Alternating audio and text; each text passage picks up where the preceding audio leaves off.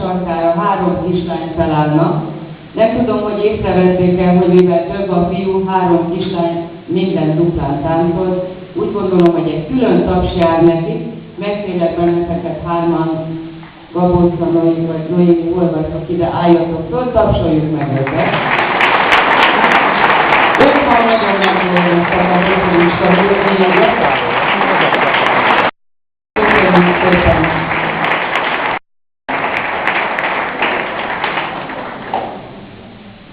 Zsolti bácsi, most te állj fel, légy szíves a színpadra, ugyanis szeretnék a gyerekek megköszönni neked ezt a 18 órai társasági oktatást egy kedves